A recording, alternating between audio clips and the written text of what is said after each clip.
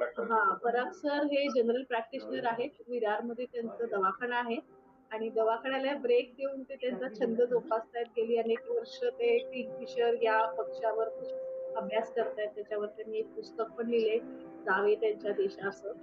आणि ते पुस्तक तुम्हाला अवेलेबल, जे मसाई महाराजचं जे जीवन आहे त्याच्याबद्दल त्यांनी ते पुस्तक लिहिलेलं आहे.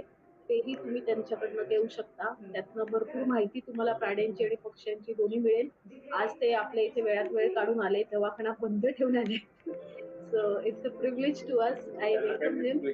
आणि कुठल्या पुस्तकाला तुमचा सन्मान मिळालाय ते सांगतीलच त्यांच्या स्लाइड्स मधून आपल्याला ते उलगडत जाईल.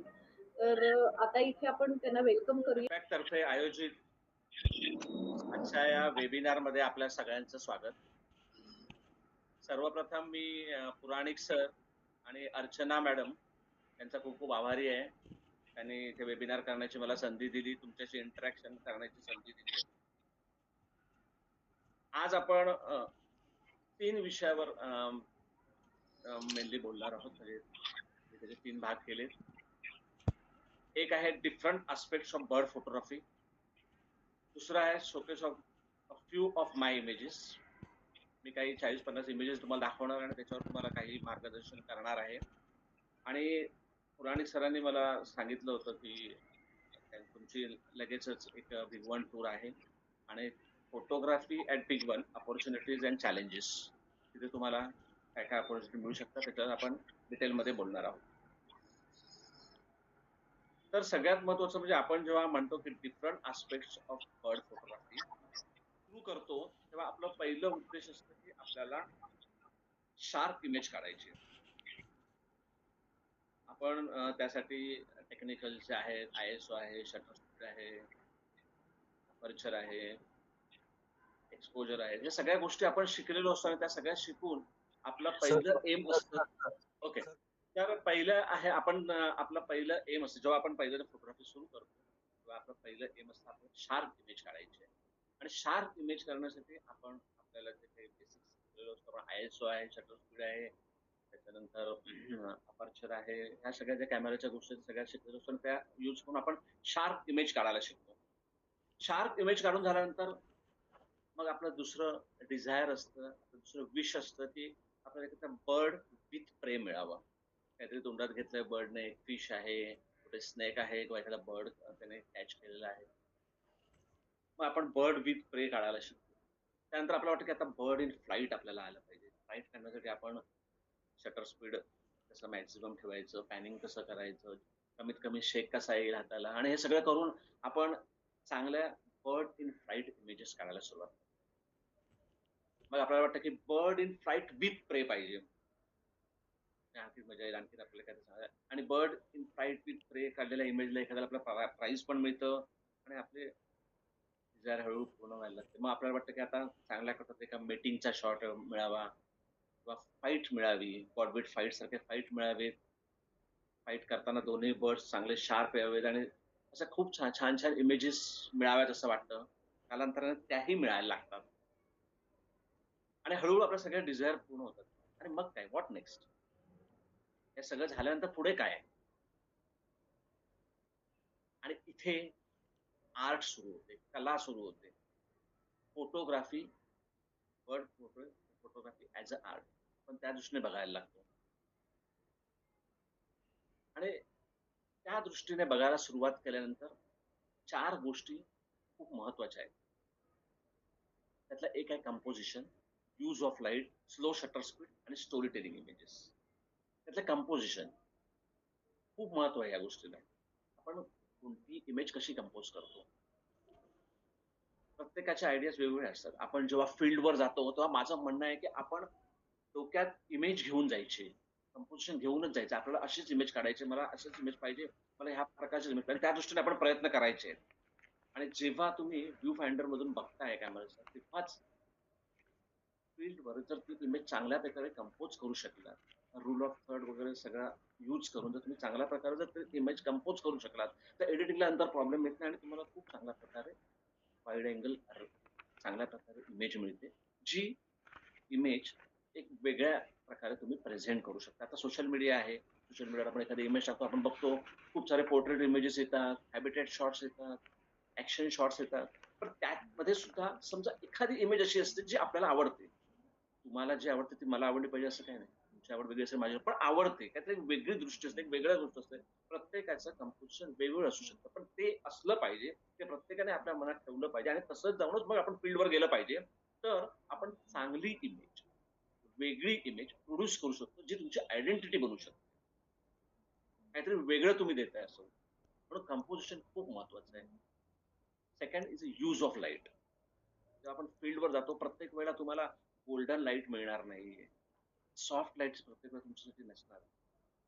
जो लाईट आहे, हार्श आहे, सॉफ्ट आहे, गोल्डन लाईट आहे, अगेन्स्ट लाईट आहे, त्याचा यूज करून तुम्हाला चांगल्यात चांगली इमेज बनवायची आहे तिथे. हे तुम्हाला शिकायचं आहे. Third is a slow shutter speed. Slow shutter स्पीडवर हळूहळू काम करता आलं पाहिजे. तिथे तुम्ही बर्डचा डोळा आहे किंवा बाकीचे फ्रंट साइड डोळ्याच्या आजूबाजूचा हे आहे तो शार्प ठेवून त्याचे विंग्सचा तुम्ही पॅटर्न वेगवेगळ्या प्रकारे दाखवू शकता स्लो शटर स्पीडमध्ये. स्टोरी टेलिंग इमेज त्याच्यामध्ये दोन गोष्टी आहेत. एक, स्टोरी टेलिंग इमेजसाठी थोडंसं लक पण पाहिजे तुमचं. एखादी मुवमेंट तुमच्या समोर घडली पाहिजे आणि ती तुम्हाला कॅच करता आली पाहिजे. आणि काही स्टोरी टेलिंग इमेज तुम्ही बनवू पण शकता. काही स्टोरी टेलिंग तुमच्यासाठी नॅचरली लकीली तुमच्यासाठी प्रोड्यूस होऊ शकतात, काही तुम्हाला बनवाव्या लागतात. आणि असं ह्या 4 प्रकारे तुम्हाला वेगळ्या प्रकारची फोटोग्राफी लोकांसमोर ठेवता येईल. पण हे सगळं करताना म्हणजे जेव्हा आर्ट सुरू होते किंवा त्याच्या अगोदरची फेज, पूर्णच फेजमध्ये आपल्याला सगळ्यात महत्त्वाच्या 7 गोष्टी आहेत. ह्या गोष्टींवर आपल्याला खूप काम करावं लागतं. आणि ह्या सगळ्या जर बेसिक तुमचा पक्का असेल, तर तुम्ही खूप चांगल्या इमेजेस निवडू प्रोड्यूस करू शकता, क्लिक करू शकता. त्यातला पहिला आहे बर्ड बिहेवियर स्टडी. माझं असं मत आहे, की प्रत्येक bird photographer, wild life photographer असेल, तर त्याला सगळ्यात महत्त्वाचं म्हणजे तो बर्डर असला पाहिजे. पक्षी निरीक्षक असला पाहिजे, पक्षी अभ्यासक असला पाहिजे. पक्ष्यांचं बिहेवियर तुम्हाला माहिती असलं पाहिजे. तरच तुम्ही चांगली इमेज काढू शकता. कारण तुम्हाला बर्डचं बिहेवियर, बर्डची पुढची ॲक्शन अँटिसिपेट करता आली पाहिजे. ते जर तुम्ही अँटिसिपेट केली बरोबर, तर तुम्हाला एक चांगली इमेज मिळू शकते. त्याचं तुम्हाला एक उदाहरण मी सांगतो. मी भिगवणला एकदा फोटोग्राफी करत होतो. आणि भिगवणला फोटोग्राफी करताना ते लॅपविंग पक्षाचं माझ्यासमोर 2दा मीटिंग झालं. आणि लॅपविंग पक्षाचं मीटिंग हे फ्यू सेकंद चालतं, फ्यू सेकंद. आणि दोनही वेळेला माझा तो शॉट मिस झाला. त्यानंतर मी थोडा शांत बसलो आणि पुढच्या 2 वेळा अजून मीटिंग झाली, पण मी फोटो काढले नाही. मी त्याचा अभ्यास केला. तर ते मीटिंग सुरू होण्यापूर्वी एक विशिष्ट प्रकारचा आवाज मेल आणि फिमेल काढत होता. 2 वेळा तो पूर्ण आवाज मी ऐकला आणि तिसऱ्या वेळेला तो आवाज झाल्यानंतर मी लगेच तयार झालो क्लिक करण्यासाठी. मी त्याची पुढची मूव्हमेंट अँटिसिपेट केली. पूर्वानुमानाने मी ठरवलं की आता काय होणार आहे आणि त्यानंतर मला तो मीटिंग शॉट. त्यामुळे बर्ड बिहेवियर स्टडी असणंच आवश्यक आहे. तुम्ही पहिल्यांदा फोटोग्राफी सुरू करण्याच्या अगोदर किंवा फोटोग्राफी करत असतानाच बायनॉक्युलरने बर्ड बघणं, त्यांचं जे बिहेवियर आहे, त्यांचे जे ॲक्शन्स आहेत, त्याचा अभ्यास करणं खूप खूप महत्वाचं आहे. त्यानंतर आहे टार्गेटेड स्पेसिस. तुम्ही कुठे फोटोग्राफीसाठी जाताय, तुम्ही तिथे तुमचे काय टार्गेट्स आहेत. समजा तुम्ही हिमालयात चाललाय, तिथले पक्षी वेगळे असणार, तिथे छोटे पक्षी असणार आहेत, कॅनोपीमध्ये असणार आहेत, त्यावेळी चॅलेंजेस वेगळे असणार आहेत. तुम्ही पाणथळ जागी जाताय, तर कदाचित मोठ्या आकाराचे थोडेसे पक्षी असतील, त्यांचे रंग वेगळे वेगळे असतील दोन्ही ठिकाणी. तुम्ही शोर ह्याला बर्डिंगला जाताय, समुद्र किनारे तुम्ही हे करताय, कदाचित खूप लांब कुठेतरी पक्षी असेल, त्याचे कलर्स वेगळे असतील. ह्या सगळ्याचा विचार पक्षी छायाचित्रण करायला जाण्यापूर्वीच आपण केला पाहिजे. त्यामुळे आपले टार्गेटेड स्पेसिस काय आहेत, त्या अनुषंगाने आपल्याला काय करायचं याचा अभ्यास आपण अगोदरच करून द्यायचा. Equipments we are going to use. आता इक्विपमेंट्स मध्ये एक कॅमेरा, तुमच्याकडे कोणता कॅमेरा आहे, तुमच्याकडे कोणत्या लेन्स आहेत,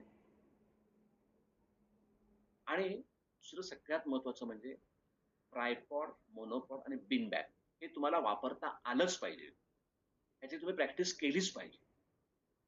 जर तुम्हाला चांगल्या शार्प इमेजेस काढायच्या असतील तर त्याला तुम्ही यूज टू झाल्याच पाहिजे. त्या तीनही गोष्टीला त्या गोष्टी तुम्हाला वापरता आल्याच पाहिजे. त्यासाठी तुम्ही घरी प्रॅक्टिस करा, पण ते तुम्ही करायला आलं पाहिजे. फील्डवर पण प्रॅक्टिस करू. आणि ह्या गोष्टी सुरू आणि इक्विपमेंट्स काय असतात तर नॅचरली तयार झालेला इक्विपमेंट्स. तुम्ही चालताय कॅमेरा घेऊन आणि तुम्हाला लगेच समोर पक्षी दिसलाय, तुम्हाला आय लेवल द्यायचा, तुम्हाला कदाचित झोपावं लागू शकतं. मग झोपल्यानंतर तिथे जे काही तुम्हाला मिळेल त्याला तुम्ही सपोर्ट घ्यायचा आहे. जर 500 ची लेन्स आहे, तुम्हाला सपोर्टची आवश्यकता आहे, तर तुम्ही चांगल्या शार्प इमेजेस काढू शकता. कुठेतरी तुम्हाला छोटासा दगड मिळेल, कुठेतरी झाडाची फांदी मिळेल, कुठेतरी झाड मिळेल, जे मिळेल, कुठेतरी भिंत मिळेल, ते तुम्हाला टेकायचं आहे आणि त्याचा सपोर्ट घेऊन तुम्हाला फोटो काढायचा आहे. त्याची सुद्धा तुम्ही मेंटली प्रिपेअर्ड असता, तयारी असली पाहिजे की आपल्याला या सगळ्या गोष्टी इक्विपमेंट्स आवश्यक आहेत. त्याचा यूज करायचा आहे आपण योग्य ठिकाणी, योग्य वेळी, योग्य प्रकारे. चौथा आहे क्लायमेट. क्लायमेट क्लायमेटमध्ये समजा तुम्ही हिमालयात असाल तर खूपच कोल्ड असेल, कधी आईस असेल, कधी थोडंसं पावसाळी क्लायमेट असेल, कधी खूपच हार्श लाईट असेल क्लायमेट. तर त्या क्लायमेटला अगोदरच आपण तयारी करून त्याचा यूज टू त्यासाठी जे काही आपल्याला आवश्यक असेल त्या सगळ्या गोष्टींचा विचार करून आपण फील्डवर जायचं आहे. लाईट लाईटमध्ये प्रत्येक वेळेला तुम्हाला गोल्डन लाईटच मिळणार आहे असं धरून चालायचं. कधी तुम्हाला दुपारच्या हार्श लाईटमध्ये पण फोटोग्राफी करावी लागेल. कधीतरी दिवसभर क्लाउडी क्लायमेट असेल तुम्हाला खूप छान सॉफ्ट लाईट पण मिळेल. आणि कधी-कधी अगेन्स्ट लाईट फोटोग्राफी करावी लागेल. तर ह्या सगळ्या चॅलेंजेससाठी आपण रेडी असतो. लाईट खूप महत्वाची. 6 आहे डिस्टन्स. तुम्ही किती डिस्टन्सवरून तुम्हाला फोटो मिळू शकतो. याचा अगोदर आपण अभ्यास करून जायचा आहे. तुम्ही समुद्रकिनाऱ्यात आहे, शोअर बर्डिंग चालू आहे आणि ओहोटीची वेळ असेल तर खूप लांब पक्षी असतात. तशी वेळ एक तर टाळायची. भरती जेव्हा असेल तेव्हाच जायचं, जेणेकरून त्या भरतीच्या लाटेबरोबर पक्षी आपल्या आणखी जवळ येतील, किंवा हाईड लावायची. त्याची प्रॅक्टिस करायची. हाईड लावून बसायचं, त्याने पक्षी आपल्या जवळ येतील. तुम्ही हिमालयात किंवा एखाद्या जंगलात फोटोग्राफी करताय, तर तो पक्षी कुठेतरी झाडावर लांब कॅनोपीमध्ये बसलेला आहे. त्याला तुम्हाला क्लिक करायचंय. डिस्टन्स कदाचित लांब असू शकतं. पाणवठ्याजवळ असाल तर किती डिस्टन्सवर आपल्याला फोटोग्राफी करायची आहे, एक. आणि मग हे डिस्टन्स समजा आपल्याकडे जी लेन्स आहे, त्या दृष्टीने ते डिस्टन्स कमीत कमी कसं करता येईल? आपण जास्तीत जवळ कसे जाऊ? अप्रोच कसा करायचा त्या ऑब्जेक्ट? तर ते पण आपल्याला शिकलं पाहिजे. मग त्यासाठी कसं लपून-छपून आपण जायचं? निसर्गातल्याच काही गोष्टींना आपण कशी हाईड बनवायची नैसर्गिक आणि ते लपून जाऊन ते डिस्टन्स कमी करून आपण जास्तीत जास्त अप्रोच करून चांगल्यात चांगले फोटो कसे काढायचे? याचा अभ्यास खूप आवश्यक आहे. 7वा आहे व्हेइकल. तुम्ही कोणत्या व्हेइकलमध्ये आहात? समजा तुम्ही बिग वनला ग्रासलँडवर बर्दिंग करताय आणि तुम्ही जीपमध्ये बसलेला आहे. जीपच्या खिडकीतून तुम्हाला जी जागा आहे त्यातून तुम्हाला फोटो काढायचा आहे. मग त्याच्यावर तुम्हाला बिन बॅग ठेवायची आहे. जीपमधून तुम्हाला खाली उतरायचं नाहीये. तुम्हाला तिथे तुम्हाला जीप जेवढे अप्रोच करून देईल तेवढं त्याच्यावर करायचं.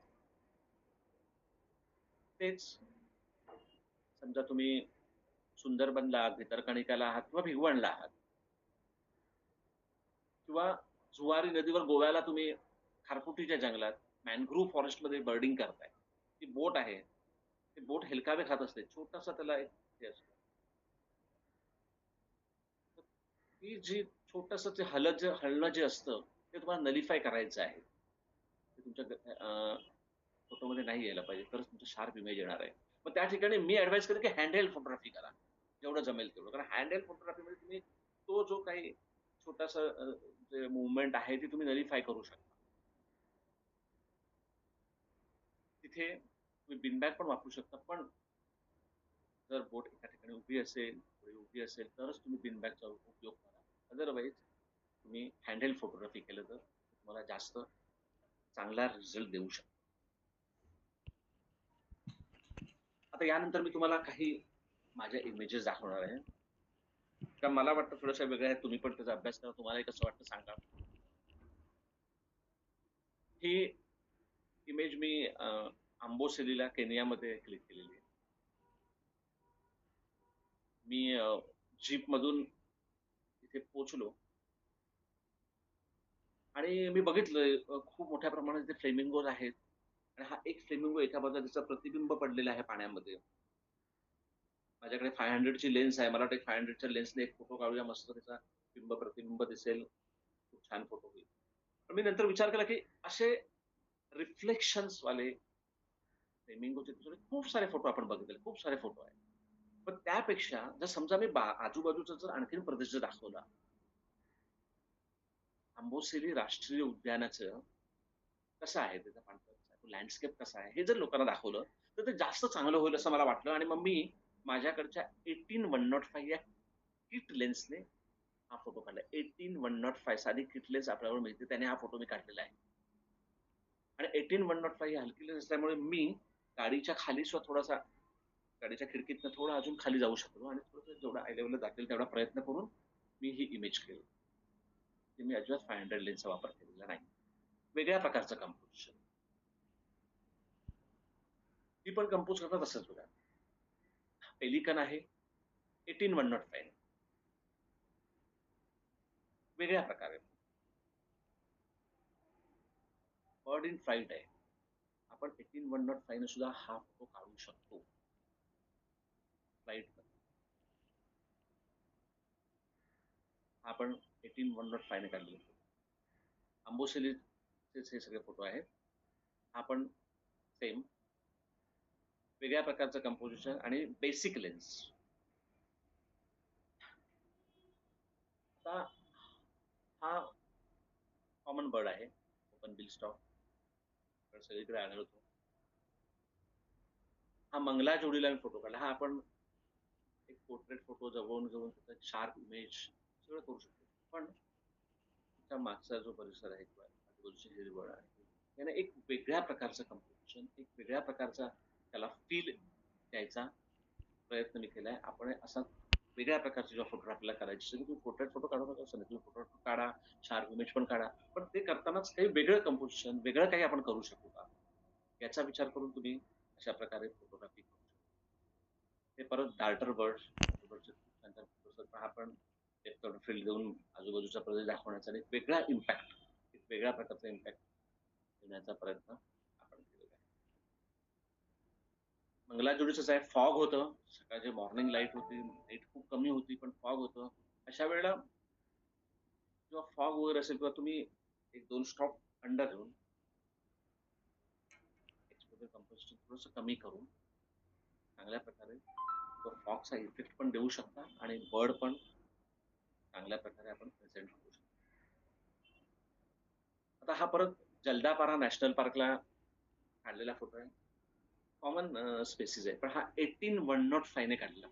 18105 बेसिक लेन्स. तेव्हा पण तिथे फॉग होतं खूप छान. आणि मागचा परिसर आणि हे सगळं बघता एक फ्रेम वेगळ्या प्रकारची माझ्या डोक्यात होती पहिल्यापासूनच की अशी एक फ्रेम मिळावी आणि लकीली तिथे लगेच मिळाली. लगेच खाली बसून मी तो वेगळ्या अँगलने फोटो काढलेला आहे. आता असे कॉमन फोटोग्राफ्स असतात, पण ते 3 बर्ड्स एकत्र सिंक्रोनायझेशन आणि एक वेगळं काहीतरी वेगळ्या प्रकारची फ्रेम आपण बनवू शकतो. Great thickening. ऍक्च्युअल इंडियन स्कीमरसाठी आम्ही चंबळला बोटीतनं चाललो होतो. आणि तिथे त्या दगडावरती खूप साऱ्या ग्रेट थिकनेस होत्या. खूप साऱ्या म्हणजे 5-6 असतील, 8-10 असतील. आणि ओपनवर होत्या. चांगल्यापैकी शॉट्स मिळत होते ओपन. पण ह्या एका फोटोने माझं लक्ष वेधलं, कारण तो त्या दगडाच्या आड तो पक्षी तिथून तो असा हळूच करून तो बघत होता. आणि त्याची ती बीक तलवारीसारखी ती खूप छान वाटत होती. त्यामुळे पूर्ण फोटो पण मी काढला रेकॉर्डसाठी. पण हा वेगळ्या प्रकारचा फोटो हा मला जास्त आवडला. तर पूर्ण फोटो एक वेगळ्या प्रकारचं कंपोजिशन. हा एल-आर-केला काढलेला फोटो आहे. एल-आर-केला मी 3-4 वेळा गेलो. बऱ्याच वेळेला शॉर्ट व्हिडिओचे खूप सारे फोटो काढले. पण मला हा फोटो आवडला. त्या बुशच्या मागून तसं बघतोय रोखून आपल्याकडे. एक वेगळं कंपोझिशन, एक वेगळं हे. आपल्याकडे फुल फ्रेम फोटोज खूप सारे तुम्ही बघितले असतील शॉर्ट रेड आउटचे. पण एक वेगळ्या प्रकारचे.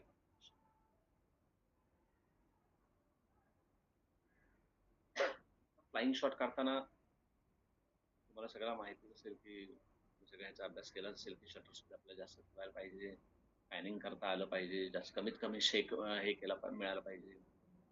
आणि असं एखादा 12-1.5 दिवस सिंक्रोनाइज होऊन जर होत असेल तर स्काय बॅकग्राऊंडला सुद्धा काही चांगले फोटोज मिळू शकतात. नॉर्मली आपण विचार करतो ग्रीन बॅकग्राऊंड असेल तर खूप चांगलं आहे, वेगळ्या प्रकारचं, पण स्काय बॅकग्राऊंडला सुद्धा अशा प्रकारे चांगलं सिंक्रोनाइज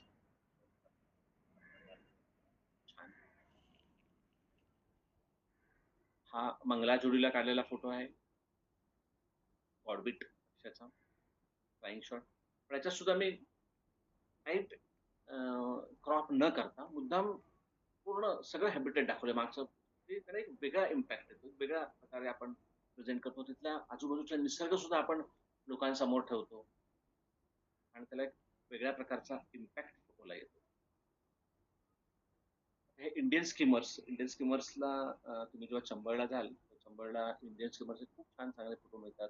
त्यांचे कोर्टशिपचे पण फोटो असतात. बहुतेक बऱ्याच जणांकडे कोर्टशिपचे पण फोटो मिळतात.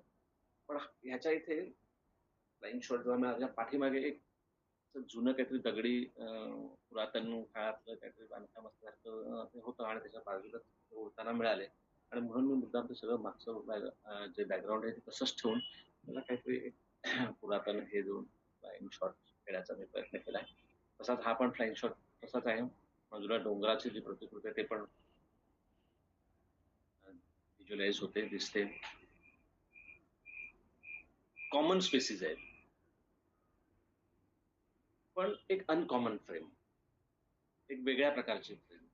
आणि ती मंगलाजुलीलाच काढली फ्रेम. मंगलाजुलीला बोट चालू असतानाच तुम्हाला झटकन ह्या गोष्टी व्हिज्युअलाइज कराव्या लागतात. झटकन डोक्यात फ्रेम आणावी लागते आणि लगेच तुम्हाला क्लिक करावं लागतं की कारण बोट चालत असते. कधी थांबलेली पण असते, पण बहुतेक वेळा चालत असते आणि चालता चालता एखादी चांगली फ्रेम तुम्हाला दिसते आणि मग त्या चांगल्या फ्रेम मधून तुम्ही एखादा चांगला फोटो क्लिक करायचा आहे.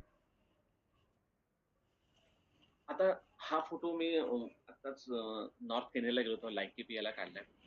हा गोशॉक म्हणून बर्ड आहे. त्या गोशॉकने तिथे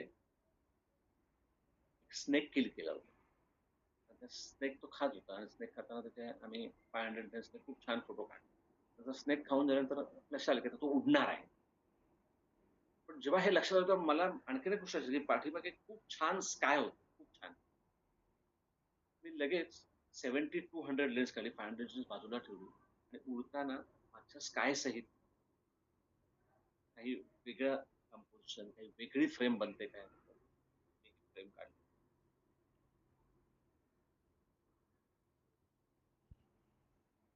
हा भिगवणला काढलेला फोटो आहे सकाळच्या वेळेला. ह्याच्यावर खूप चांगली लाईट होती, पण बॅकग्राऊंडला खूप कमी लाईट होती.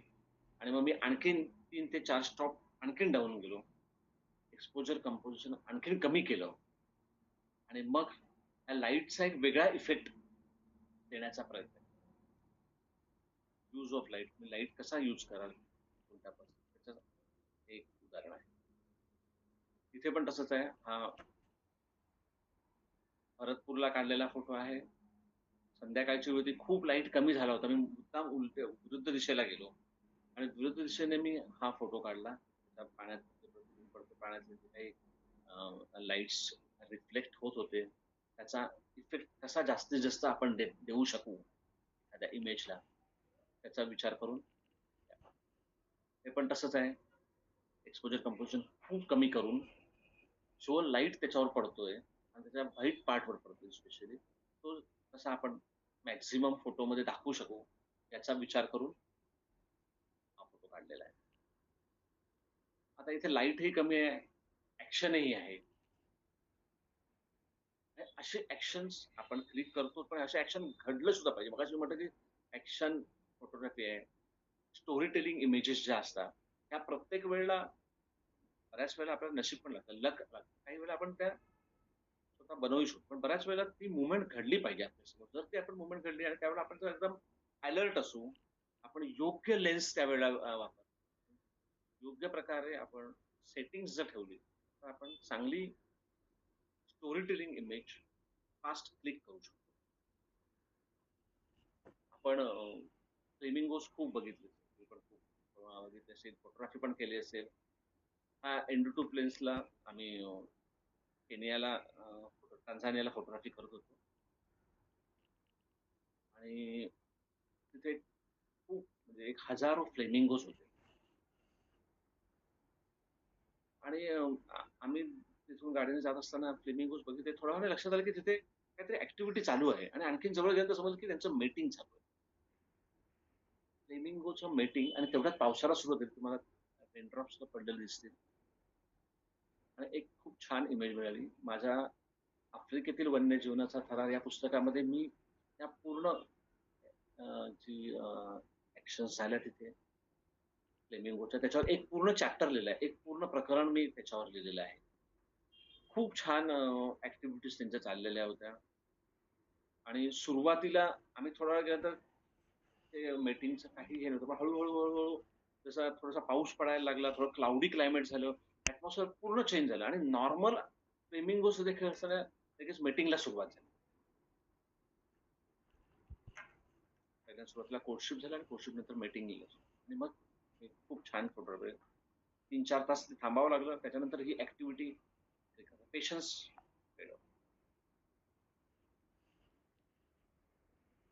आता ही इमेज आहे व्हाईट बेलिड सी इगलने क्रोकोडाईलचं पिल्लू उचललंय. नावे किंगफिशरच्या गावा ह्या पुस्तकाची निर्मितीच्या अगोदर मी किंगफिशरचा स्टडी चालू होता तेव्हा मी भितरकणिकाला गेलो. सुंदरबन सारखंच भितरकणिका हे पण एक मॅनग्रोव्ह फॉरेस्ट आहे. पण सुंदरबन एक खूप मोठं वास्ट आहे. त्याच्यापेक्षा भितरकणिका हे छोटी आवृत्ती आहे सुंदरबनची आणि त्यामुळे दोन बँक मधलं अंतर कमी आहे. बोटी पण छोट्या असतात आणि बोटी आरामात दोन्ही साईडला जाऊ शकतात. त्यामुळे किंगफिशरच्या फोटोग्राफीसाठी सुंदरबनपेक्षा भितरकणिका बेस्ट प्लेस. 7 प्रकारचे किंगफिशर तुम्हाला मिळतात आणि अतिशय सुंदर अगदी जवळून याचे खूप छान फोटोग्राफी होते. तसंच आणखीन एक ठिकाण गोव्याला जुवारी नदीवर तिथे पण पण ते फक्त 5च प्रकारचे किंगफिशर होतं. आपल्याला आणखीनच्या 2 प्रकारचे जास्त किंगफिशर ब्राऊन किंगफिशर वगैरे जर पाहिजे असेल तर आपल्याला भितरकणिकाला जावं लागतं. तर भितरकणिकाला कसं आहे बोट आहे आणि बोटीच्या वरती टप आहे आणि टपावर तुम्हाला बसायचं आहे आणि तिथून फोटोग्राफी करायची. तिथून तुम्हाला ट्रायपॉड लावायला सुद्धा जागा नाही. कारण तसा स्लोपवाला टप असतो. ते बसणंच खूप कठीण असतं. तर ते ट्रायपॉड लावणं तर आणखीन तर ते तुम्हाला हँडेड फोटोग्राफी करावी लागते. पहिलाच दिवस होता आणि संध्याकाळी अगदी टाईम लाईट होती म्हणजे अगदी बंद हे काळोख व्हायला आला होता. आम्ही पण आता बंद करायचं फोटोग्राफी म्हणून लास्ट हे चाललं होतं बोटीतनं. मी कॅमेरा माझा बंद करून बाजूला ठेवला आणि तेवढ्यात आमच्या गाईडने दाखवलं की व्हाईट बिलीड सी ईगल एका झाडावर टॉपला बसला होता. खूप असा मॅजेस्टिक लुक होता आणि जेवढा छान आहे. पण मी गोव्याला तिथे खूप छान फोटो काढले होते. तर मला फक्त त्याचं निरीक्षण करायचं होतं आणि मी त्याकडे बघत होतो फक्त आणि बघता बघता तो उडाला. ठीक आहे, उडाला त्याच्यानंतर म्हटलं ठीक आहे नॉर्मली उडतं ते खूप छान फ्लाईट आणि ते सगळं राजस रूप ते सगळं बघत असताना त्याने एकदम जमिनीवर एकदम डाईव्ह मारली आणि डाईव्ह मारून त्याने फ्रॅक्शन ऑफ सेकंद की क्रोकोडाईलचं पिल्लू उचललं आणि तो आमच्याकडे पाठ करून विरुद्ध दिशेला गेला. तर आम्ही चुकलो अरे एक छान मुवमेंट चुकली आपल्याला पण तो विरुद्ध दिशेला गेल्यामुळे काही चान्स नव्हता आणि मी विरुद्ध दिशेने पण आम्ही बघत होतो की ते जे क्रोकोडाईलचे पिल्लू आहे ते 2-3 वेळा त्याने असं हालचाल केली आणि त्याच्यात त्या क्लॉज एवढे पॉवरफुल असतात की लगेच ते आणि तो पुढे गेला आणि त्याला काय वाटलं माहिती परत तो वळला आणि आमच्या दिशेने घ्यायला सुरुवात केली आणि ती अपॉर्च्युनिटी होती लाईफ अपॉर्च्युनिटी कारण हे असे शॉर्ट्स क्रोकोडाईलचं बच्चू आणि हे मिळणं म्हणजे मला मगाशी म्हटलं तसं हे खूप लक असतं. लाईफ टाईम अपॉर्च्युनिटी असते आणि ते मिस वाईल्ड लाईफ फोटोग्राफी करायचीच नसते. मी झटकन ताबडतोब कॅमेरा उचलला, ताबडतोब सेटिंग चेंज केली जे काय हवं होतं ते आणि फटाफट जे क्लिक्स मारले आणि ते 3-4 खूप छान क्लिक्स मिळाले आणि एक लाईफ टाईम इमेज बनली. व्हाईट बेलिड सी ईगल आता रिसेंटली एक 2-3 महिन्यापूर्वी भिगवणला काढलेला फोटो आहे. भिगवणला असंच आम्ही फिरत असताना शाहीन फाल्कन कुठे दिसतोय काय बघत होतो आम्ही. आणि त्या दिवशी नशीब खूपच जोरावर होतं. शाहीन फाल्कनने डवचं किल केलं होतं आणि तो घेऊन तो ते बसला होता. आणि म्हणून म्हटलं तसं, काही स्टोरी टेलिंग इव्हेंटसाठी तुमचं नशीब पण चांगलं असावं लागतं आणि नशिबाने आम्ही त्या ठिकाणी होतो आणि समोरच हे सगळं त्याने पूर्ण फाडून त्याला खाल्लं. त्याला उचलून घेऊन जाताना सुद्धा फाईट शॉट्स मिळाले. हातानाचे पूर्ण तो तिथून हलला नाही अजिबात. बोल्ड होता तो एकदम. त्याने पूर्ण त्याला काही शॉट्स मिळाले. आता हा गोव्याला काढलेला फोटो आहे. व्हाईट बेलिड सी ईगल आहे. ऑस्प्रे आहे. ब्राह्मणी गाईड आहे. तर ह्याच्यामध्ये ऑस्प्रेने फिश उचलला. आम्ही बघितलं त्याचे आम्हाला फोटो पण मिळाले आणि तो ह्या दोघांनी तो स्नॅच करण्याचा प्रयत्न केला. हा फोटो खूप छान आहे पण यामध्ये एक गोष्ट मिसिंग आहे. जर तो फिश नंतर ह्याने पाठ धरल्यानंतर ऑस्प्रेने फिश सोडून दिला. जर तो फिश ह्या जर पिक्चर मध्ये असता खाली पडताना किंवा कुठे, तर ही इमेज प्राइज विनिंग इमेज झाली. पण तो फिश खाली पडला आणि तो काय त्या फ्रेम मध्ये आला नाही. या कुठल्या ह्याच्यामध्ये ह्या ह्याच्या 10 फ्रेम मारल्या म्हणजे सगळ्या फ्रेम तुला, पण तो कुठेच तो फिश आला नाही. तो फिश गेला म्हणजे त्या फ्रेम मध्ये तो असंही होतं. याच्यामध्ये जर फिश असतात म्हणजे काही मोमेंट तुम्ही मिस पण करू शकतात. चांगल्या प्राइज विनिंग इमेज मिस होऊ शकते याच्यावर. आता ही इमेज दाखवायचं माझं एक मोठं उद्दिष्ट आहे इमेज दाखवण्यामध्ये. आणि मी आत्ताच आफ्रिकेतील वन्यजीवनाचा इतिहास आणि वर्तमान असा एक ऑफलाईन शो केला होता. आणि त्याच्यामध्ये मी खूप डिटेलमध्ये बोललो की आफ्रिकेतलं वन्यजीवन, त्याचा इतिहास कसा होता, वर्तमान कसं आहे, ते कन्झर्वेशन कसं चालतं, कसे रूल्स स्ट्रिक्ट आहेत, कसे लोक डिवोटेड आहेत, ह्या सगळ्याविषयी मी त्याच्यामध्ये बोललो होतो. तुम्हाला मी थोडक्यात काही गोष्टी सांगणार होते. मी एक इमेज घेतली. इमेज मध्ये बघा, female black rhino born on 6 Feb, died on how she died. सगळं त्यांनी लिहिलंय त्याच्यामध्ये. ते लोक त्यांच्याकडच्या एकेका प्राण्यावर किती प्रेम करतात, किती कन्झर्व करतात. ब्लॅक रायनो त्यांच्याकडे खूप रेअर आहेत. एक वेळ अबंडंट होते, खूप मोठ्या प्रमाणात होते, पण एका स्टुपिड रिझन साठी त्यांची हत्या झाली. तुम्हालाही माहिती आहे त्याच्या रायनो त्याची जी हत्या झाली, त्या हॉर्न साठी जी हत्या झाली, त्या हॉर्न हे युजलेस आहे. ते आपल्याकडच्या गाई म्हशीचे जे शिंग आहेत त्याच्यामध्ये जे गुणधर्म आहेत तेच त्या हॉर्न मध्ये आहेत, बाकी काही नाहीये. पण आजही आपल्याकडे आसामला आणि रायनोचं कोचिंग होतं आणि चायनामध्ये ते विकलं जातं. पण ही इमेज त्यांचं प्रेम दाखवतो, त्याच्यावर कन्झर्वेशन बद्दल असलेलं त्यांचं डिवोशन दाखवतो. त्याने तिथल्या मेळांची अशी थडगी बांधली, अशी 10, 15, 20 थडगी तिथे होती आणि त्याच्यावर त्यांनी लिहिलंय का मेला का. याची कारण वाचून तुम्हाला थोडं कुठेतरी गिल्टी वाटावं यासाठी त्याने हे बांधलेलं. आणि हा सुपर स्टारलिंग हा कॉमन बर्ड आहे. तो पण तो बोर्ड वाचतोय किंवा तुम्हाला तो वाचा म्हणून सांगतोय.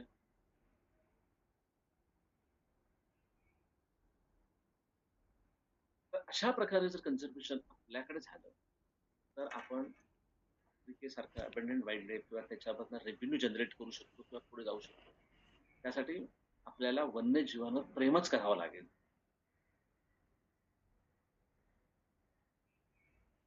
ह्या इमेजला मला 2-3 प्राइजेस मिळाली होती. रोलर बर्ड आहे, पण हा फोटो काढण्यामध्ये पण एक स्टोरी आहे. मी दाडोवाला टायगरचा कॉल आला आणि आम्ही टायगरसाठी जीपमध्ये बसलो आणि डोळ्याच्या एका कोणाला एक रंगीत पक्षी काहीतरी करतो अशी ऍक्टिव्हिटी मला जाणवली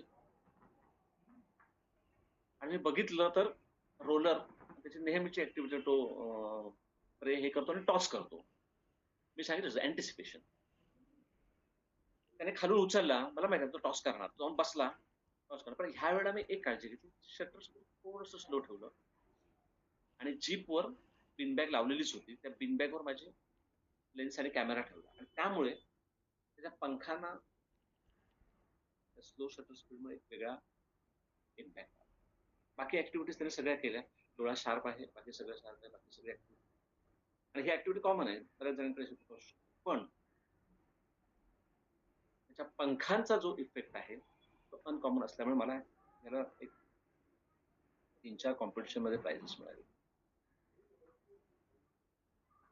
आता तुमची टूर आहे बिग वन टूर नेक्स्ट आणि मला वाटतं की बिग वन सारखं फोटोग्राफी शिकण्यासारखं ठिकाण दुसरं नाही. बेस्ट ठिकाण. Bird photography at big one, opportunities and challenges. आपण चॅलेंजेस बघू.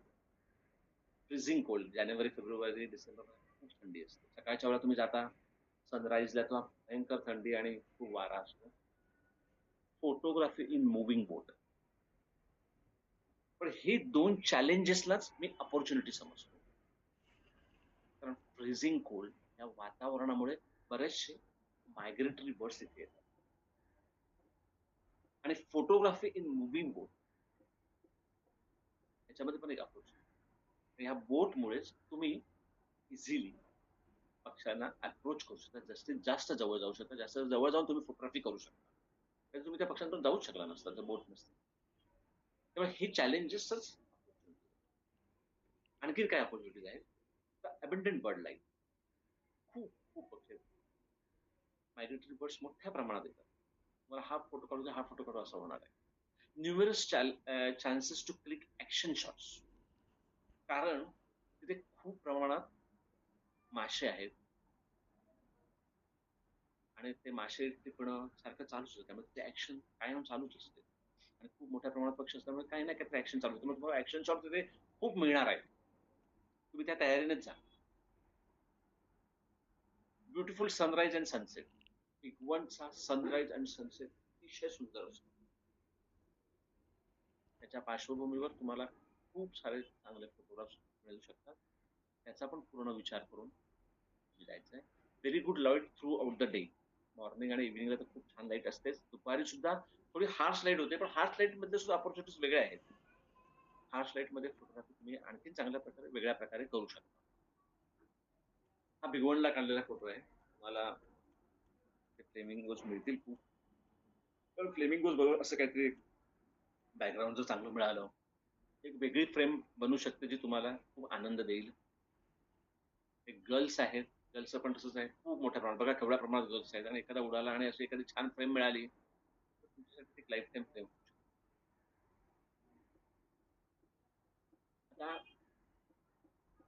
पेंटेड स्टॉक खूप मोठ्या प्रमाणात आहेत. मला वाटतं भिगवणमध्ये सगळ्यात जास्त प्रमाणात पेंटेड स्टॉक असतील. त्यांची कॉलनी पण आहे तिथे. पण हा फोटोमध्ये एक वेगळा प्रकार आहे. ते फॉर्मर खाली बसलेत आणि तो एक उभा आहे. अशी एक छान फ्रेम बनली आहे तिची. अशी एखादी छान फ्रेम काढा. अशी एखादी छान फ्रेम तुम्ही मनात ठरवून जा की मला मिळेल, मी काढेन. व्हिज्युअलाइज करा आणि ती जगा आणि ती तुम्ही बनवा तिथे जाऊन. अशा ऍक्शन शॉट्स मिळणार तुम्हाला. हा भिगवणचाच फोटो आहे. आणि असं छान बॅकग्राऊंड पण मिळणार. तर असं कलरफुल छान बॅकग्राऊंड बनवायचा प्रयत्न. हा परत ऍक्शन शॉट. त्याच्यासाठी तुम्हाला शटर स्पीड 2000च्या वर गेलं पाहिजे. चांगल्या प्रकारे पॅनिंग करता आलं पाहिजे. अँटिसिपेशन पाहिजे की काय होऊ शकतं पुढे, कसं काय ते ऍक्शन होऊ शकते. लाईट खूप चांगला असतो तिथे. त्यामुळे ऍक्शन शॉट मिळायला तुम्हाला आणखीन मदत होते चांगला लाईट असल्यामुळे. शटर स्पीड तुम्हाला चांगलं मिळतं. 2000च्या पुढे पण 4000 5000 शटर स्पीड इझिली मिळू शकतं तिथे तुम्हाला. ह्या अशा काही मुवमेंट्स आहेत. असे म्हटलंच होतं मला, बर्ड बिहेवियर जर स्टडी तुम्ही केला असेल तर हा पेअर बॉन्डिंग किंवा कोर्टशिप आपण म्हणतो ते चालू आहे त्यांचं. आणि हा फिश मेल फिमेलला भरवतोय आणि त्यानंतर त्यांचं मीटिंग होणार आहे. हा सगळा अभ्यास तुम्ही अगोदर केला असेल तर ह्या इमेजेस इमेजेस काढायला तुम्हाला जास्त कष्ट पडतात. तुम्हाला प्रॉपर अँटिसिपेशन करून तुम्ही अगोदरच तयार असाल, तुमचं कॅमेरा सेटिंग आणि सगळं अगोदरच तयार असेल, की पुढची मूव्हमेंट ही आहे आणि हा फोटो माझ्या कॅमेऱ्यात येणार आहे आणि काढणार आहे मी. हे तुम्ही अगोदरच तयार.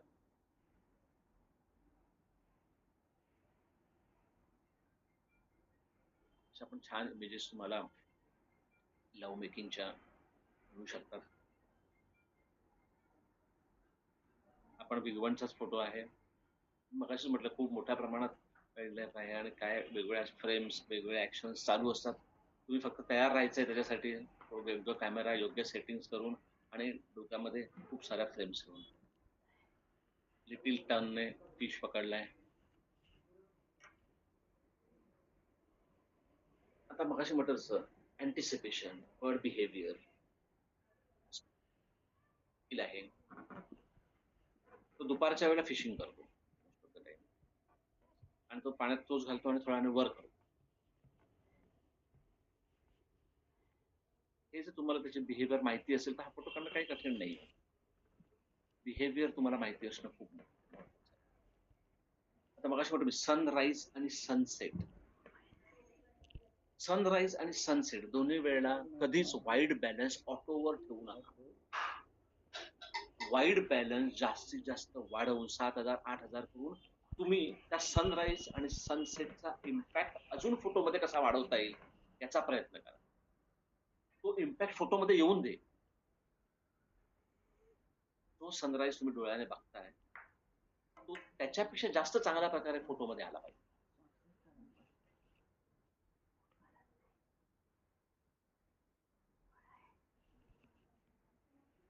फ्लेमिंगोज लँड होताना मिळालेला असे खूप सारे फोटोज तुम्हाला मिळणार. त्यासाठी तुम्ही फक्त तयार असलं पाहिजे.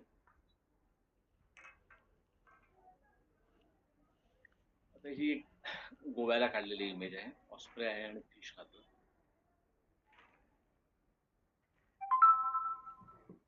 तुम्ही सर्वच जण मगाशी इंट्रोडक्शन दिलं त्यानुसार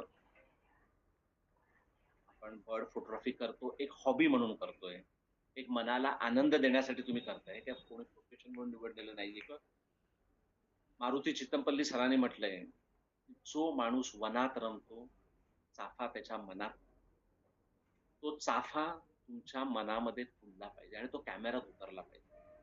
त्यामुळे मग तुम्ही वेगवेगळ्या प्रकारच्या चांगल्या चांगल्या फ्रेम्स तुम्ही देऊ शकता. आणि दुसरी गोष्ट अशी आहे की जो निसर्ग आपल्याला हा आनंद देतोय, तो निसर्ग टिकला पाहिजे, त्याचं कन्झर्वेशन झालं पाहिजे. आणि हे कन्झर्वेशन काम एका दोघांचं नाहीये. सर्व लोक त्याच्यामध्ये सहभाग झाले आणि लोक सहभागी होण्यासाठी हा निसर्ग आपण लोकांसमोर ठेवायचा. तुम्ही फोटो काढताय, सोशल मीडियावर टाकताय, कशासाठी टाकताय? तर लोकांना निसर्गाबद्दल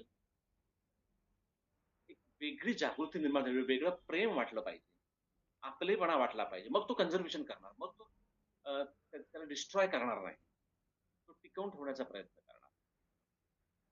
आणि ह्यासाठी आपण ती फोटोग्राफी करायची आपल्याला मनाला आनंद देण्यासाठी आणि निसर्गाचं संवर्धन होण्यासाठी. मी 2 पुस्तकं लिहिली आहेत, जावे किंगफिशरच्या गावा आणि आफ्रिकेतील वन्यजीवनाचा थवा. ही दोन्ही पुस्तकं खूप क्लिष्ट नाहीये, साध्या सरळ सोप्या भाषेत लिहिलेली पुस्तकं आहेत. सामान्य लोकांना निसर्गाविषयी आपुलकी वाटावी, प्रेम वाटावं, हे पुस्तकं वाचून त्यांना निसर्गात गेल्याचा आनंद वाटावा म्हणून प्रवास वर्णन आहे भारतातली आणि आफ्रिकेतली. वन्यजीवन साध्या सोप्या सरळ भाषेत मी पण ती पुस्तकं वाचा, तुमच्या मित्रांना पण सांगा. तुम्ही आज रविवार असून सगळेजण आलात त्याबद्दल तुम्हा सर्वांचे आभार. सरांचे मॅडमांचे पण पुन्हा आभार. आता तुमची अपकमिंग टूर आहे भिगवणला आणि त्याच्यानंतर फेब्रुवारीमध्ये पण एक टूर आहे. सरांनी मला पोस्टर पाठवतो पण मी त्याच्यावर अपलोड करू शकलो नाही, सॉरी. तर त्या दोन्ही टूरसाठी तुम्हाला माझ्या खूप खूप शुभेच्छा. खूप छान फोटोग्राफी करा, खूप छान फ्रेम, तुम्हाला मनाला आनंद देणाऱ्या अशा फ्रेम तुम्ही बनवा. हॅलो पराग सर, हा हा हा, बोला बोला. कोणाला काही विचारायचं असेल तर त्यांना जरा हो हो, विचारायला. आरामात आरामात आरामात. मी फक्त माझं संपवतो, म्हणजे हो, मी हो. थांबतो आणि हो. ज्यांना म्हणजे मी माझं प्रेझेंटेशन संपवतो. सगळ्यांचे आभार. आणि तुम्हाला जर काही प्रश्न मला विचारायचे असतील या संदर्भात काय बोललो किंवा बिग वनच्या संदर्भात बिग वन मध्ये फोटोग्राफी करण्याच्या संदर्भात तुम्ही मला विचारू शकता. माझा एक प्रश्न आहे सर, टू स्टार्ट विथ हा, हा. शिरीष मोघे. हा. तुमचे प्रत्येक फोटोग्राफ वाटल्यानंतर नॅचरली प्रत्येकाला वाटेल की मला पण अशी फोटोग्राफी करता यावी. पण प्रॉब्लेम असा आहे की माझ्यासारख्या नवशिक्या माणसाला तुमचे हे सगळे जे पॉइंट शिकायला मला वाटतं खूप वेळ लागेल. जसं more and more I get involve या गोष्टी, त्यांची हॅबिट काय आहे, त्यांची अँटिसिपेट करण्या गोष्टी करण्या वेळ लागेल. तर to start with to charge my own battery, तुम्ही अशी काही टिप्स देऊ शकाल का की ज्याच्यामुळे मी पहिल्यांदा किंवा मी वाईल्ड लाईफ टूर सरांबरोबर केली होती, पण मला वाटतं अॅनिमल्स पेक्षा बर्डिंगची फोटोग्राफी करणं ही जास्त क्लिष्ट आहे, कारण दे आर नॉट स्टेबल त्या दृष्टीने. तर त्या दृष्टीने काही माहेर सांगू शकाल का की ज्या वेळेला आय विल बी हॅपी, कदाचित माझा photograph not be one of the excellent, कारण या सगळ्या गोष्टी शिकायला मला वेळ लागेल, पण या गोष्टीत काय असं सेटिंग्स वगैरे यामध्ये काही टिप्स देऊ शकाल का ज्या वेळेला सुरुवातीपासून मला काही चांगले शॉट्स मिळू शकतील, मग नॅचरली त्याचं सेटिंग, त्याची हॅबिट बघणं, अँटिसिपेट करणं, या गोष्टी ओघाने त्या शिकताच. मी तुम्हाला पहिल्या गोष्ट सांगितली की पहिलं म्हणजे आपल्याला बर्ड वॉचिंग करायचं आणि बर्ड वॉचिंग मधून तुम्ही बर्डचा सगळा स्टडी करायचा आहे सुरुवातीला. आणि त्याच्यानंतर जेव्हा तुम्ही फोटोग्राफी करायला जाल तर फोटोग्राफीमध्ये तुम्हाला जेव्हा बेसिक्स, ISO, अपर्चर ह्या गोष्टी तुम्हाला सगळ्या सांगितलेल्या असतीलच, पण तुम्ही सेटिंग करताना तुम्ही अपर्चर प्रायोरिटी मोडवर पहिल्यांदा ठेवा. अपर्चर प्रायोरिटी मोडवर ठेवून तुम्ही ISO किती ठेवायचा हा तुम्ही स्वतः हे करायचा. लाईट बघून या सगळ्या गोष्टी फील्डवर आपण हे करू शकतो. किती लाईट आहे, त्यानंतर ISO आपण किती ठेवायचा आहे, अपर्चर किती ठेवायचा आहे. आणि अपर्चर प्रायोरिटीवर ठेवून जेव्हा तुम्ही फोटोग्राफी कराल, शटर स्पीड हे कॅमेराला ठरवून देत. ISO तुम्ही ठरवायचा आहे, एक्सपोजर तुम्ही स्वतः ऍडजस्ट करायचं आहे. आणि हे सगळं करून जेव्हा तुम्ही फोटोग्राफी, तुमच्याकडे लेन्स कोणती आहे? माझ्याकडे 18x400 कॅमेरॉन आहे. 18x400 चांगली लेन्स आहे. 18x400 चांगली लेन्स आहे, त्याने तुम्ही चांगल्यापैकी फोटोग्राफी करू शकता. मी तुम्हाला सांगितलं जसं तुम्ही जर हँड एंड फोटोग्राफी चांगल्यापैकी करू शकता, तुम्ही पोर्ट्रेट पहिल्यांदा काढायला सुरुवात करा. पोर्ट्रेट फोटोग्राफीला सुरुवात करा. चांगल्यापैकी पोर्ट्रेट तुम्ही क्लिक करायला सुरुवात करा. आणि मग पोर्ट्रेट नंतर मी स्टेप बाय स्टेप, पोर्ट्रेट नंतर मग फ्लाईट वर जा. फ्लाईट नंतर मग तुम्ही कंपोजिशन वेगवेगळ्या प्रकारचं कसं करता. पोर्ट्रेट फोटोग्राफी करण्यासाठी तुम्हाला सांगितलं असतं काही बेसिक्स तुम्हाला माहिती असले पाहिजे. ISO किती ठेवायचा आहे, आलं पाहिजे. पण पोर्ट्रेट साठी तुम्हाला जास्त शटर स्पीडची गरज नाही. फ्लाइंग शॉट असेल तर शटर स्पीड जास्त ठेवायला पाहिजे. ह्या सगळ्या गोष्टीचा तुम्ही अभ्यास करा. पहिल्यांदा तुम्ही पोर्ट्रेट फोटोग्राफीपासून सुरुवात करा असं मला वाटतं, आणि मग तुम्ही तुमच्या पुढच्या स्टेपला जावा. Okay, thank you sir. मी रेणुका घोरपडे बोलते. फ्लाइंग शॉट साठी मिनिमम किती ठेवावा लागेल, म्हणजे हा शटर स्पीड 1250 चालेल का? हो, 1250 पण चालू शकतं, पण सांगितलं तुमचा जर हँड थोडा स्टेडी असेल किंवा तुम्ही ट्रायपॉड वापरत असाल तर 1250 ला सुद्धा खूप चांगला, 1000च्या पुढे चांगल्यापैकी फ्लाइंग शॉट्स येऊ शकतात. अच्छा, पण मग शेक वगैरे असेल तर जरा जास्त ठेवायचा का? हा, शेक असेल तर पहिली गोष्ट म्हणजे तुम्ही कोणती लेन्स वापरताय त्याच्यावर पण. माझी 100-400 आहे. 100-400 वर अतिशय छान फ्लाइंग शॉट्स येतात, अतिशय छान. आता तुम्ही 1250 वर सुद्धा तुम्हाला चांगल्यापैकी येऊ शकतात, फ्लाइंग शॉट येऊ शकतात. शटर स्पीड थोडं आणखीन जर जास्त करता आलं, आता जास्त यायला पाहिजे तर काय, एक तर लाईट चांगला असेल, चांगलं. आता समजा नॅचरल लाईट जर कमी असेल तर तुम्ही ISO वाढवू शकता, जेणेकरून तुम्हाला तुमचा शटर स्पीड वाढेल ISO वाढवल्यानंतर. आता समजा तुम्ही इव्हिनिंगला आहे, आता लाईट एकदम डाईंग होत चालले, कमी होत चालले, त्या ठिकाणी तुम्ही अपर्चर नंबर कमी करा आणि ISO थोडा वाढवा. ओके, म्हणजे आपोआप ते वाढेल. हा, आपोआप तुमचं शटर स्पीड वाढणार. शटर स्पीड 1200 ते 1500 पर्यंत गेलंच पाहिजे. मग ते जर तेवढ्यासाठी जाण्यासाठी तुम्हाला प्रॉपर लाईट पाहिजे. पण लाईट एक तर नॅचरली मिळणार आहे का तुम्हाला कॅमेऱ्यातनं लाईट मिळवायची आहे? तर कॅमेऱ्यातनं लाईट मिळवायची असेल तुम्हाला ISO वाढवावा लागेल आणि अपर्चर नंबर कमी करावे लागेल. ओके, तुम्हाला कॅमेऱ्यातनं लाईट मिळणार आहे, मग तेवढा तुमचं शटर स्पीड जास्त येणार आहे. बरोबर, ठीक आहे. पण फ्लाइंग शॉट साठी 1500 तरी तुम्हाला पाहिजेच. अच्छा, कारण आता मी म्हणजे ट्राय करते फ्लाइंग शॉट म्हणून. हो, चांगलं आहे ना, तर तुम्ही कराच त्याच्यात ट्राय. आणि हा. 1-2 वेळा तुमचं चुकेल, पण तुम्हाला नंतर तुमच्या चुकांतूनच तुम्हाला सांगता येईल की आपण कुठे चुकतो. ओपन हा फील्ड श्री राहत नाही का? पॅनिंग होत नाहीये का बरोबर? पॅनिंग पण महत्वाचं आहे. त्याच्याबरोबर त्या बर्डच्या मुव्हमेंट बरोबर तुमचा कॅमेरा फिरला पाहिजे. त्याच हा हा ह्याच्यावर. नाही मी ते पण जनरली महत्वाचं. म्हणजे मल्टिपल शॉट्स लावते. ओके. मल्टिपल शॉट हा त्याच्याबरोबर मग ते येतात ना म्हणजे दोन हो, तीन हो येतात. 5 तरी बरोबर आहे. शॉट्स तरी येतात. पण हा हो, ते पण येतातच. पण पॅनिंग पण त्याच्याबरोबर आवश्यक आहे. म्हणजे तुम्ही त्याच्याबरोबर ओके तुमचा कॅमेरा त्याच ह्याच्यात मूव्ह झाला पाहिजे. ओके पक्षाच्या डोळ्याबरोबर. ओके ओके हा ट्राय करीन मी आता. Yes, yes. थँक्यू नक्की, सांगून नक्की. ऑल द बोलायचं. Thank you best. हो थँक्यू तुम्ही सांगा त्यांना मग हो बोलायचं. बोला, बोला. हा कांबळे. हा सर, आज खूप बोला, बोला. छान आपले फोटोग्राफी मला बघायला मिळाली आणि खूप छान आम्हाला शिकायला सुद्धा मिळालं. सर मला फक्त एक विचारायचं होतं की सनसेटच्या वेळेला जे व्हाईट बॅलन्स बद्दल आपण बोलला होता, बरोबर. तर ते पुन्हा एकदा सांगाल प्लीज? हो, बघा आता सनसेट आहे. आपण जर समजा व्हाईट बॅलन्स आहे. मोस्ट ऑफ द वेळेला आपण कधी ऑटो ठेवतो किंवा आपण एक 5,000 5,300 पर्यंत आपण सेट केलेला असतो. पण आपल्याला सनसेटचा जो ऑरेंज कलर आहे किंवा जो काही इम्पॅक्ट आहे, तो जर आपल्याला आणखीन चांगल्या प्रकारे यायचा असेल, तर आपण तो 6,300 7,000 पर्यंत नेऊ शकतो. कधी-कधी 8,000 पर्यंत पण घेऊन आपण. तर त्याने तो ऑरेंज कलर जो नॅचरल कलर आहे, तो अजूनही चांगल्या प्रकारे येऊ शकतो आपल्या फोटो. कारण तो ऑरेंज कलर आणि जी इमेज आहे ती एकदम ब्लॅक, इतकं छान दिसतंय ना, तर त्याचं एक्झॅक्ट. कॉम्पोजिशन.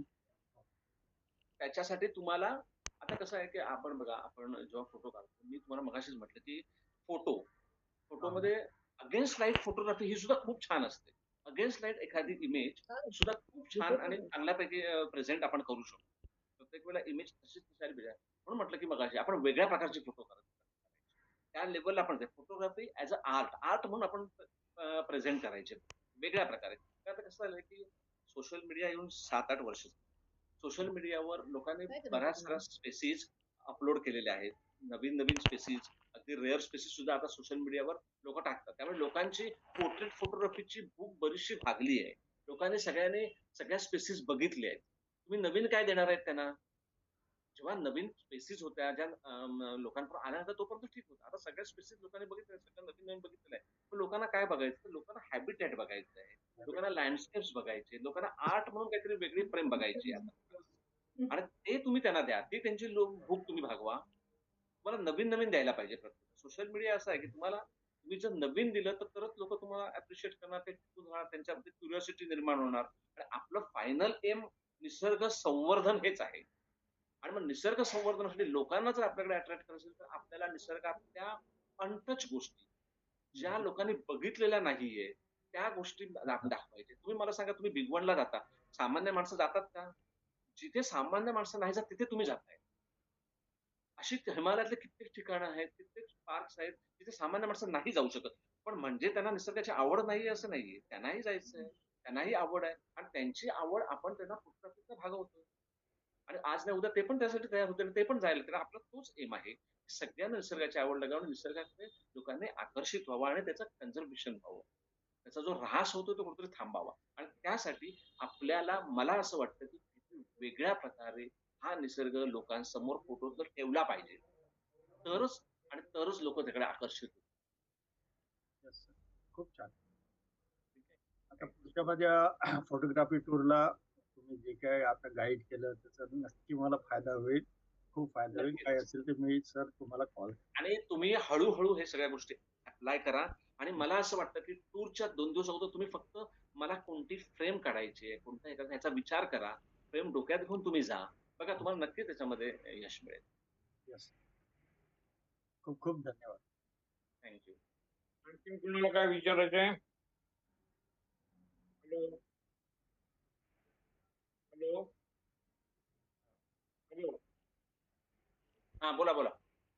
आणखीन कोणाला काय विचारायचं आहे? तू विचारून दे.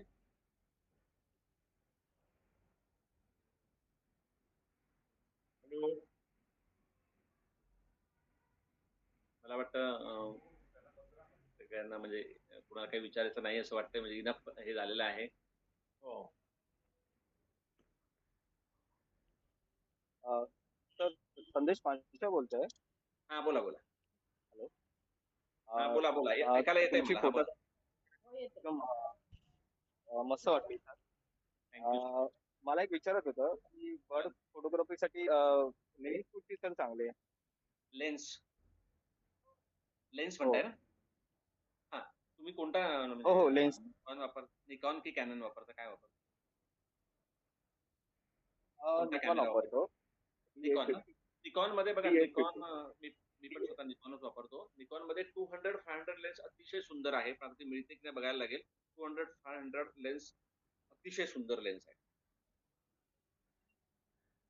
फास्ट आहे आणि रिझनेबल प्राइस पण रिझनेबल आहे आणि सगळ्या दृष्टीने मी पण सुरुवातीच्या काळात 200-500 बर्ड फोटोग्राफी करायची. अतिशय सुंदर लेन्स आहे, तुम्ही ती घ्या, काही प्रॉब्लेम. ओके ओके ओके चालेल. थँक्यू.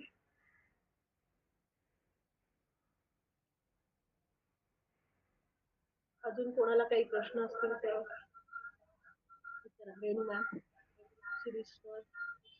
सर नाही. हा बोला बोला. सर माझ्याकडे R10 कॅनन कॅमेरा आहे. हा. माझ्याकडे RF 100-400 लेन्स मी घेतले.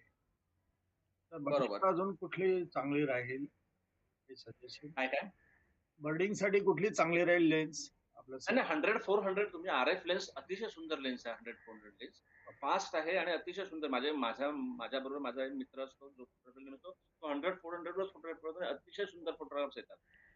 मी तुम्हाला सांगितलं मी तुम्हाला एक गोष्ट सांगतो, सगळ्यांना सांगतोय गोष्ट. तुमच्याकडे असलेल्या कॅमेरा आणि लेन्सवर प्रेम करा. पहिलं तुम्ही तुमच्या कॅमेरावर आणि लेन्सवर प्रेम करायला शिका. बाजारात दर 6 महिन्याने आणि 2 महिन्याने लेन्स येत असतात. काय करतात? थोडीशी त्याच्यामध्ये चेंजेस करतात. कॅमेरा नवीन आणतात, काहीतरी थोडेसे चेंजेस करतात आणि आणतात. तुमच्याकडे जो कॅमेरा आहे तो तुम्ही 100% वापरता का, 80% वापरता का, 70% वापरता का? नाही वापरत. तुम्ही तो 30-40% वापरता. त्यातल्या फंक्शन्स तुम्ही फक्त 30 ते 40% वापरता. तो तुम्ही 70-80% वापरायला शिका. म्हणून मी म्हणतो आपल्याकडे असलेल्या इन्स्ट्रुमेंट्सवर प्रेम करायला शिका. आपल्याकडे असलेल्या कॅमेरावर प्रेम करा. मी तुम्हाला सांगतो, माझ्याकडे असे लोक आहेत बेसिक लेन्सने कॅमेरा, बेसिक लेन्स आणि बेसिक कॅमेराने चांगले फोटो काढणार आहेत. तुम्हाला मी एक आता विषय निघाला म्हणून एक गंमत सांगतो. मी केनियाला चाललो होतो पहिल्यांदा. माझ्याबरोबर माझा एक मित्र होते आणि केनिया टूर म्हणजे आपण जर 6 महिन्याने करण्यासाठी टूर नाही, 1 लाख त्याला जाऊन येऊया असं नाहीये. केनियाला आपण कधीतरी जातो, बरोबर आहे. तर केनियाला जाताना कसं असतं की आपण काय करतो, 2 कॅमेराज घेतो, 2 लेन्स घेतो, बरेच सारे कार्ड्स घेतो आणि सगळं आपण वेल इक्विप्ड, आपण काहीच म्हणजे विसरायचं नाही, काहीच हे करायचं नाही असं करतो. आणि आम्ही बॉम्बे एअरपोर्टला गेलो. एअरपोर्टला चेक इन केलं आणि कस्टमला तुम्हाला डिक्लेअर करावं लागतं की आपण काय काय घेऊन चाललो. कारण येताना आपले कॅमेराज खूप कॉस्टली असतात. येताना परत कस्टमर परत विचारतात, हे तुम्ही आणले कुठनं, तुमच्या रिझर्वेशन जाताना केलं होतं का, नाही तर तुम्हाला त्याचे पैसे भरावे लागतील वगैरे, खूप झंझट असते. त्यामुळे तुम्हाला ते कस्टमकडे डिक्लेअर करावं. कस्टमकडे डिक्लेअर करताना आम्ही बॅग उघडल्या. बॅग उघडलं तर मी माझे सगळे कॅमेराज होते. माझा मित्र होता माझ्या बरोबर आणि त्याने बॅग उघडली आणि तो अरे परत 500 ची लेन्स दिसत. आता केनियाला चाललोय आपण आणि हा 500 ची लेन्स विसरला. त्याच्याकडे फक्त 70-200 लेन्स. अरे मी बेचैन झालो. तो कूल होता, काय काय बरोबर काय विसरलो. अरे म्हटलं तू एवढा कसं एवढा लांब चालला, पण काही नाही वाटत काही नाही. आणि तुम्हाला सांगतो मी त्या ट्रिपवरून आल्यानंतर त्याने 70-200 अमेझिंग फोटोग्राफी, अमेझिंग. त्याला कुठेही असं वाटलं नाही की 200-500 लेन्स मी घेऊन गेलो नाही आणि माझी चूक झाली आणि त्याला कुठे रिग्रेट वाटलं नाही. तो 7 दिवसात एकही वेळेला इम्प्रेशन झाला नाही, कुठेच त्याला काय वाटलं. मी जास्त इम्प्रेशन, पण तो नाही. तो म्हणाला काही नाही, अरे ठीक आहे काही नाही. आणि त्याने 70-200 मध्ये मला तेव्हा कळलं की आपल्याकडे असलेल्या गोष्टी आपण प्रेम केलं पाहिजे. दुसऱ्याकडे काय आहे ते बघण्यात काही अर्थ नाहीये. जगात आज खूप मोठ्या लेन्स आहे. 800 येते, आता आणखी पुढच्या लेन्स येतात. ते रोज रोज आणणार, त्यांना बिझनेस करायचा आहे. पण आपल्याकडे काय आहे आणि आपण त्यातलं कसं चांगल्या प्रकारे, तुम्ही हा विचार करा. तुमचे फोटो नक्कीच चांगले असतील. 100-400 तुम्हाला खूप चांगले फोटोग्राफ्स येणार. मी सांगितलं त्या गोष्टी, मी तुम्हाला पहिल्या सुरुवातीला सांगितलं की काय काय गोष्टी तुम्ही लक्ष द्यायचं आहे फोटोग्राफी करण्यापूर्वी. काय करू, त्या बेसिक थिंग्स खूप महत्वाच्या आहेत. कॅमेरा आणि कॅमेरा सेटिंगचा तुम्ही पूर्ण अभ्यास केला तरी बाकी गोष्टी 100-400 सुद्धा अमेझिंग फोटो. माझा मित्र आहे, खूप छान फोटोग्राफी करतो. 100-400 बर्ड फोटोग्राफी अतिशय सुंदर. Yes sir, thank you. ठीक आहे. खूप सुंदर सर. खरं आम्ही पण आमच्या सगळ्या स्टुडंट्सना हे सांगत असतो की तुमच्याकडे जे इक्विपमेंट आहे ना त्याच्याने तुम्ही पहिले चांगला रिझल्ट यायला सुरुवात. Exactly exactly. आपल्या त्याच्यानंतर मग तुम्ही अपग्रेड करा. एक्झॅक्टली आपल्याकडे जे मोठे मोठे वेल नोन वाईल्ड लाईफ फोटोग्राफर आहेत हा. ते बेसिक लेन्सने फोटोग्राफी करतात. 70-200 ही सगळ्यात आवडती लेन्स आहे वाईल्ड लाईफ फोटोग्राफरची. इमॅजिन नाही करू शकत अशी परिस्थिती आहे. त्यामुळे तुम्हाला मी सांगितलं तुमच्याकडे जे इक्विपमेंट्स आहेत ते तुम्ही चांगल्या प्रकारे युज करा. 100% युज करा, होणार चांगल्यापैकी. हो. आणि लोकांना असं वाटतं वाईडचा शॉट कशाला घ्यायचा, तो काय गरज आहे त्याची. पण मी बघितले 100% वेळा माझे वाईडचे फोटो भाव खाऊन जातात. आणि Exactly. क्लोजअपच्या Exactly. फोटोमध्ये फक्त डोळा आणि चोच घेणार तुम्ही किंवा ते फेदरचे म्हणून मी मला सुरुवातीला 18-105 चे शॉट दाखवले. Yes yes I really appreciated that की लोकांना हॅबिटॅट दाखवायला पाहिजे. हा मुद्दा किती वेळा सांगून पण कळत नाही. आणि मग माझा एखादा फोटो तिथे लागला किंवा काय झालं, अरे मॅडम तुमच्यामध्ये लागला, माझा नाही लागला. म्हटलं रे तुम्ही काय दाखवताय, तुम्हाला काय त्यातनं मेसेज द्यायचा आहे ते कन्वे झालं पाहिजे ना तुमच्या फोटोमध्ये. हा हा अमुक तमुक बर्ड आहे असं जर तुम्हाला दाखवायचं असेल तर that will be a textbook shot. Exactly. Do it if you like that. म्हणजे काही लोकांना असं वाटतं मोठी झूम लेन्स आहे माझ्याकडे, एवढी हे आहे ती आहे, मग त्यानेच चांगले फोटो येतात. तुम्हाला तर काय बेसिक लेन्स, मी मुद्दामच बेसिक लेन्सवर काम करते so that it will be an ideal for them know की ह्यातनं पण चांगले फोटो येतात. कारण आपण सुरुवातला एकदम हाय एंड कॅमेराने करत नाही किंवा हाय एंड लेन्सने करत नाही. आणि म्हणजे करतात त्यांना परत मग स्विच व्हायला प्रॉब्लेम होतो की अरे वाईडचा फोटो कसा घ्यायचा, ते उलट होतं. So it was a very interesting and very motivating session and I yes. कोणाला विचारायचंय का काही? कॅन आय मी विचारू शकते का? हो जरूर जरूर विचार. मी हे ग्रुपचे खास नाही, मी जास्ती I am too old. I can carry these big cameras. English मध्ये बोललं तर चालेल? हो बोला बोला बोला मॅडम. Yes yes. मी हे मोठा कॅमेरा पकडू नाही शकते आणि माझा डोक्याच्या वरती सगळं जाते. मी एक कॅननच्या 30x झूम मध्ये बर्ड फोटोग्राफी इथे जू एरिया मध्ये करत होते. नाव माय कॅमेरा इज स्पॉइल. तो आता कॅननचा लहान 50x झूम घेतलं तर जवळचं बर्ड येणार का? बघा मी आता तुम्हाला काय सांगतोय का, मी जास्ती पेंटिंगच्या साठी वापरू शकणार म्हणून नाही नाही no no no no problem no problem. Madam तुमचं एज किती आहे? सॉरी 75. 75. बघा पहिली गोष्ट म्हणजे तुम्ही 75 इयर्स एजला फोटो काढणार आहे किंवा बर्ड करणार हे विचार करता, हे आमच्यासाठी खूप इन्स्पिरेशन. आणि मी खूप म्हणजे मी आय अप्रिशिएट दिस थिंग्स. खूप खूप छान. म्हणजे तुमच्याकडनं हे ऐकून मला खूप छान वाटलं. खूप छान वाटलं. आणि तुम्ही हा पॉझिटिव्ह अप्रोच तुम्ही ठेवा. मी तुम्हाला सांगतो की 75 इयर्स एजला तुम्ही एखादा पक्षी बघताय, त्याचा फोटो काढावासा तुम्हाला वाटतोय, त्याचं पेंटिंग करावं असं वाटतंय, हेच खूप मोठं आहे.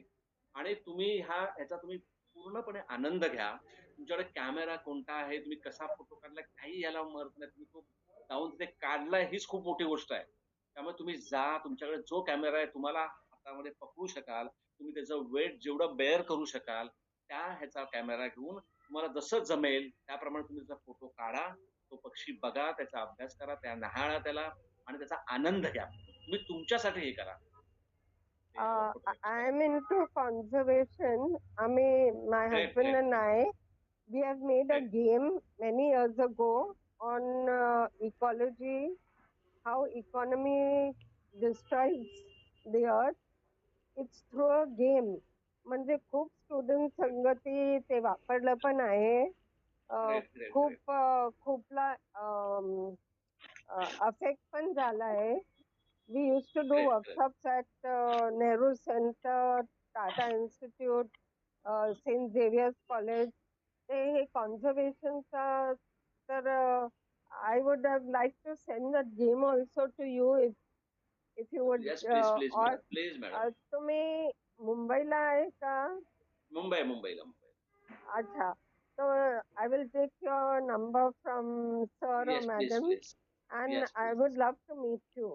Because now for us to carry it further, if someone else is doing it, we would love it It's just a passion to share it with people.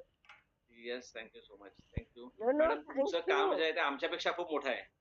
नाही आम्ही एन्जॉय केलेलं आहे.